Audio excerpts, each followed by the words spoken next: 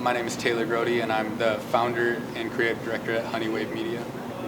I'm known for making content, some small videos about Sioux City, and for doing videos on behalf of clients locally.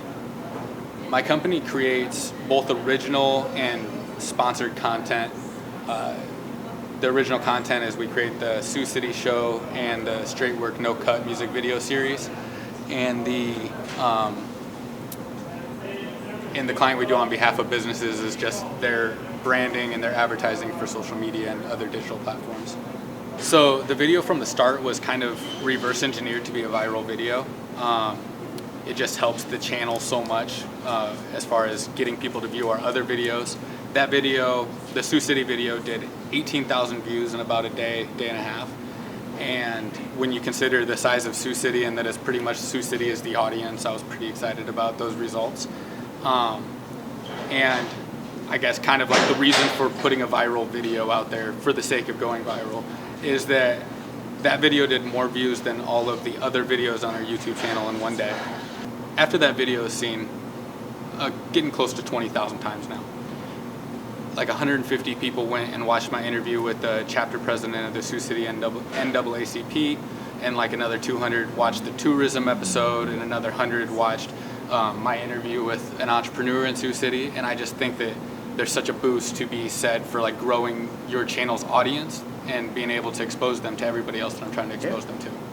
The audience base was mostly local, and a surprising amount of people who like shared their stories of they moved away in the 60s or they moved away in the 80s, and this video made them miss Sioux City because it's the things that, you know, they probably remember complaining about when they lived here, about the smell and about the road construction and whatnot. On my Sioux City video, I basically went to the interstate, the water tower, the Dr. John sign, and the wastewater plant, to just like, you know, give the things that are kind of the different facets that get Sioux City made fun of the most, and, you know, turn it around and say that, you know, we're actually proud of these things, and who cares, and, you know, that basically saying the haters can stop hating at this point. Yeah.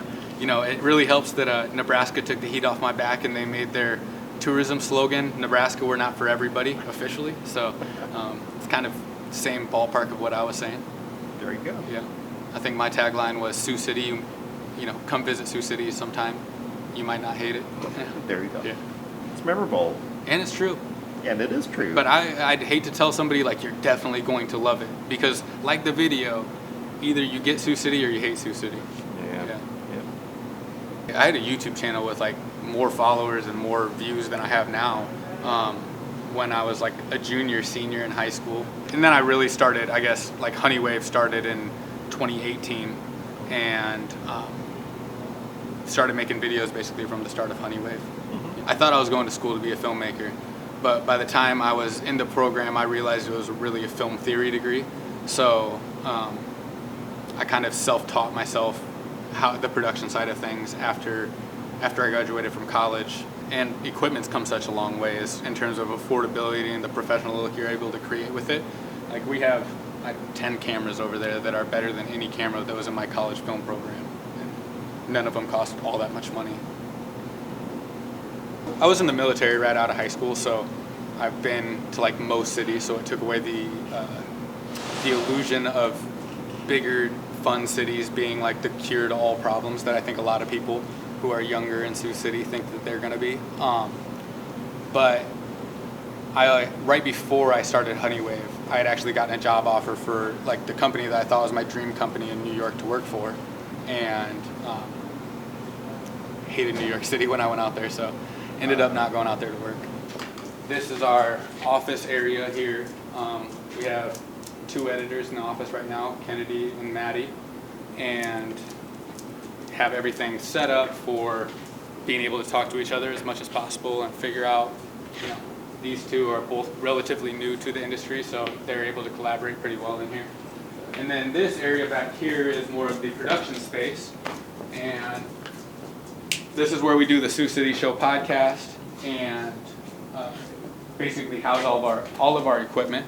And we've shot a few videos, you know, back in this area over here, a few videos over here, the office is relatively set up to be a series of different video sets. Right when you come up the stairs, we have our jukebox that we turned into an Alexa speaker, which is kind of our crown jewel at this point. And then we kind of have our lounge area. This is where we take the majority of client meetings or when people are coming up here just to tell us about their video ideas or whatever the case may be.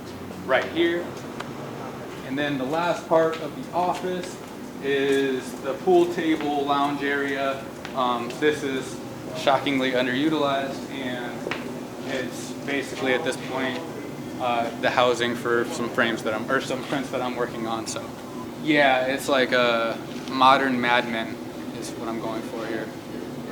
Yeah, I want to continue making more Sioux City content that's outside of just the Sioux City show or the music videos. I kind of have a whole concept that I'm working on refining right now for like Sioux City history.